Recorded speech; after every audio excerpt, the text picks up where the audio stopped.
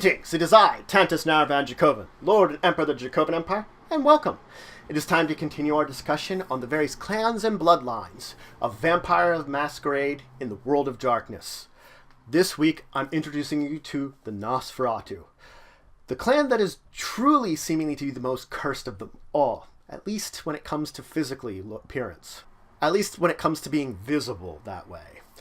The embrace that they have physically deforms them beyond what anyone would want to actually ever get. They use the disciplines of animalism, obfuscate, and potence. If you want an example of what they archetypally look to the old pictures of the Nosferatu black and white movie and the count from that. That guy's appearance is about how Nosferatu generally look. It's the exact same name, movie of Nosferatu. You can check it out and see, got an idea of how your Nosferatu kind of will look like. That's a good archetype of it. But they are the spy masters of the vampire world, and oftentimes are masters of gaining information and, of course, brokering and selling it. They have the problem that they have an automatic appearance of 0.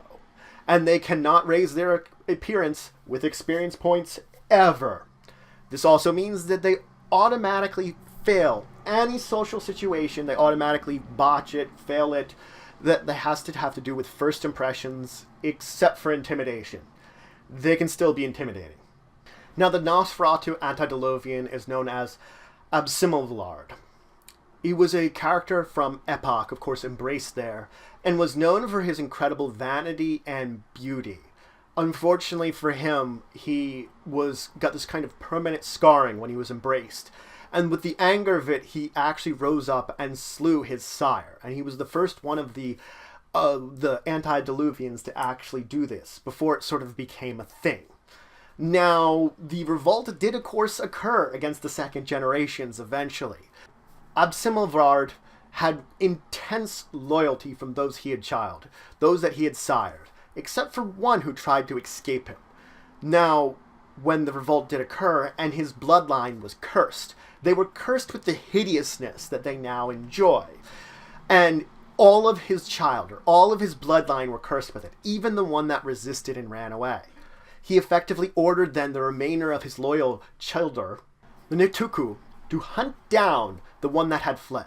The one that was fled became known as the Matriarch, and this 4th gen is actually the progenitor of the modern Nosferatu as we know it. This single 4th generation, direct line there. All the other 4th generations and their kin are actually supposedly hunting down the Nosferatu at the whims of the antediluvian of them. So the Nosferatu always seem to have to deal with the fact that their antediluvian wants them all dead and wants them exterminated. Of course, this idea of running and hiding has actually plagued them for some amount of time. When it came into moving into the ancient world, they didn't have great places. They would find caverns and caves. They couldn't really deal with people. They'd hunt how they could, and they were just sort of driven to the edges and hiding places of the world. And they didn't have a lot of ability or power because they could not walk in amongst man. Now, when it came to the catacombs, under Rome especially, when these things began to form, these great tombs underground, they found a entryway to begin to connect in with human society. These were places that they could hide under civilization and still be able to live very successfully. So they began to move into human society because of this, and actually begin to integrate themselves in a way. Now, when it came into the Dark Ages, of course, they were still a low clan. They didn't have a lot of abilities or powers, and they found themselves still driven to the edges here. They actually embraced a lot of the idealisms of Christianity and redemption during this time. They especially were a big fan of flailing, of flagellating themselves, hitting themselves with flails. Now, this did give some advantages. They were the first ones to learn the connection between feces and waste and the plague. And they used it to their advantage in a couple of times in order to intimidate the upper vampires, especially ones that might treat them badly. They actually were also known to be able to hide in amongst the beggars. They could easily disguise themselves as lepers with their deformities. And this meant that they were able to sort of emerge out into the streets almost. Not to a large degree, but it did mean that they didn't have to be in hiding so much all the time. Now, when the split with the Sabbat occurred during this time, some of the Nosferatu went with them. But they aren't much different than their Camarilla kin. They really aren't.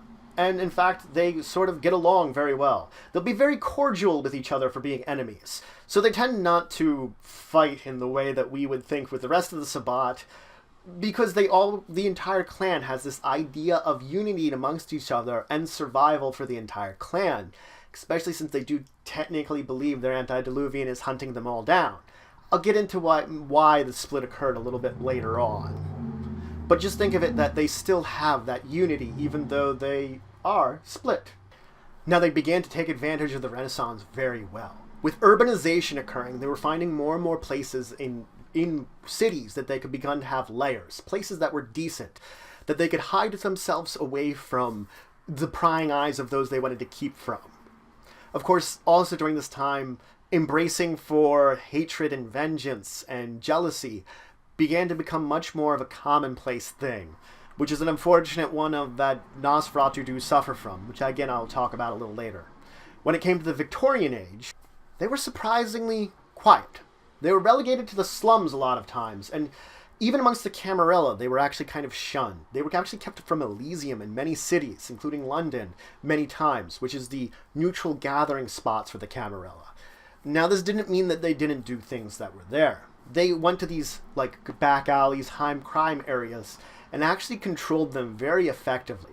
A lot of the construction in this area was actually to their specifications, allowing them to build in things which were to their advantage there, allowing them to protect themselves and their layers, and of course their herd that they had around them. Now, their fears of the antediluvian actually increased a lot when it came to the modern day. This saw that they took advantage of the Cold War quite effectively. They encouraged the creation of a lot of bunkers and shelters, and many ones that have been abandoned or were created were specifically for them. They were beginning to build more fortified locations that they could hide themselves.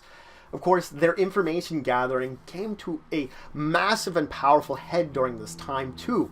They saw themselves developing their own parallel internet, known as the ShriekNet, where the Nosferatu could trade information just as rapidly as on any other internet, but it was their own version of it that they hid in the world.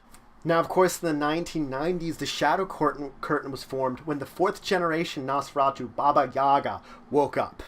Now, it is unsure what her exact connection with the rest of the 4th generation was, whether she was herself the Matriarch, or she was just one that was more neutral in what was going on.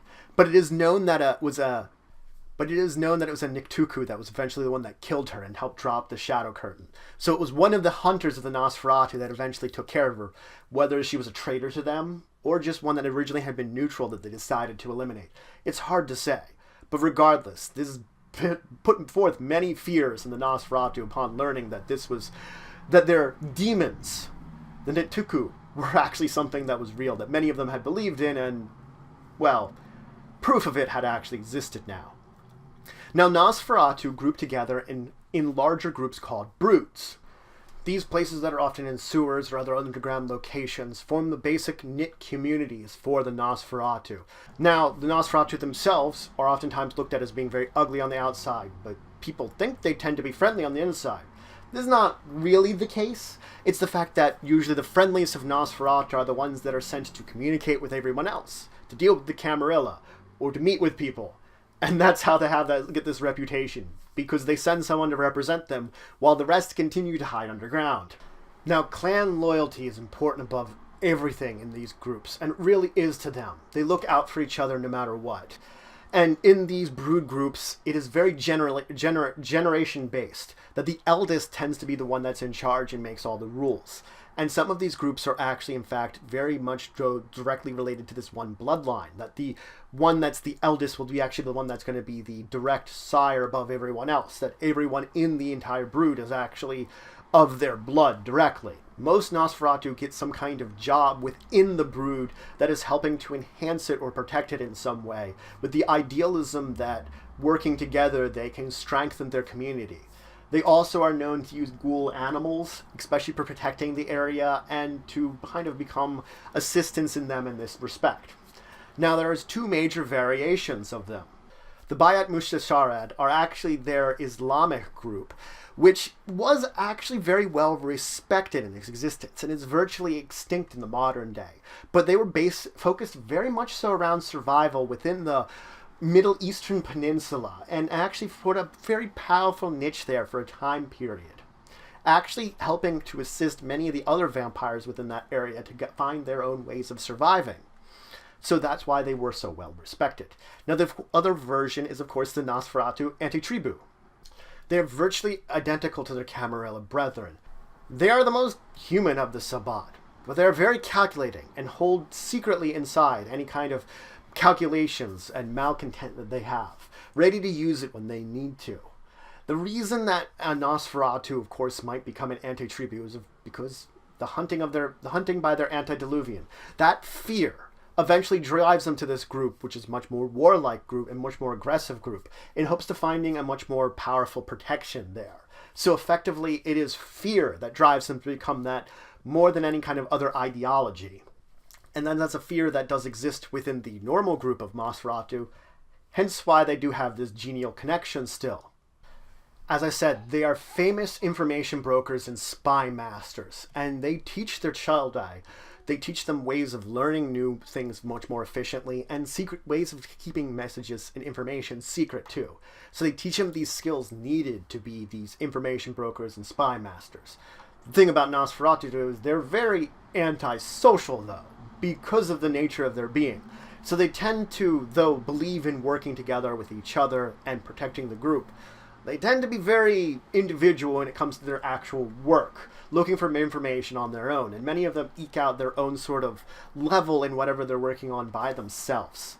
But because of their mastery of information, they find themselves irreplaceable to vampire society. Now, because of their appearance, they have strange complexes about beauty. Many of them actually take on very disgusting habits in their everyday lives to almost reflect the fact that they don't have this beauty and they want nothing to do with it. So they tend to be actually extra gross just because they take on these weird habits because of these complexes they have. More strange is their relationship with mortals. They actually do a lot to protect mortals. They are in charge of many scholarships that they've funded, self-help groups, and orphanages. Many of them have funding from Nosferatu behind them, that they give all this money to help protect the downtrodden and people closest to them within mortal society that they almost seem to have this connection to. And they don't brag about it either, not like what other vampires would. And very few would know about one of their accomplishments in one of these ports or what they've done for these people. But they have that kind of unusual relationship with mortals because of it. Now there are two groups of people that Nosferatu tend to embrace. First is those that it would be a step up to become a Nosferatu, that there's such a low place in their life that even getting the horrible disfiguration of a Nosferatu is still a step up from where they were going to be in their lives. And the second is those that it would be a step down for. These would be people like beauty queens or privileged people. The thing is that revenge embraces are very high on their list of things to do. They tend to be the most revenge embraces out of all the clans. And the embrace of a Nosferatu is incredibly painful. Incredibly traumatic event that many die during the process of. In fact, they have the most deaths during the embrace process than any other clan.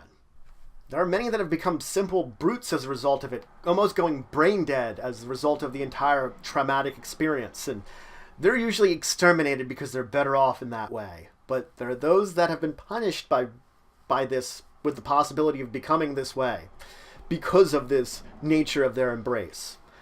Now, the disfiguration of Nosferatu is very unique to them, the amount of disfigurations, though there has been noted to be certain kind of bloodlines of all of them. Groups of Nosferatu of similar blood and from similar areas sometimes have very similar disfigurations, at least to a degree. There, of course, are always variations among it, but this means that there was a period of time that there was Nosferatu living in certain areas that had unique traits to them. Unfortunately, at the modern day, many of these unique Nosferatu have passed away, have sort of died off, as the more urban-based Nosferatu have kind of become the centralized point. But a few of them might still exist in places in the world that have unique traits to them based upon their disfigurations that are linked around what the environment that they were living in was. So that's it for today. I introduce you to the clan of Nosferatu. Probably one of the more cursed clans out of all the vampire because of their hideous disfigurement. They still have found a niche that is irreplaceable within vampire society, becoming the spy masters of it, mastering information, both gaining it and selling it. And the loyalty to each other and to the protection and the survival of their clan is above all the other clans, far above it. So, when you're messing around with the Nosferatu, know that you're messing around with the entire clan of Nosferatu if you're not careful enough. So if you have any questions, comments, anything you want to say, anything you think I left out, please leave in the comments below. Please like, share, and of course subscribe. It shows support the channel, the Empire, and the work I do. If you want to show some extra support, you can always check out my Patreon, link in the description below. But regardless, until the next time, I bid you farewell.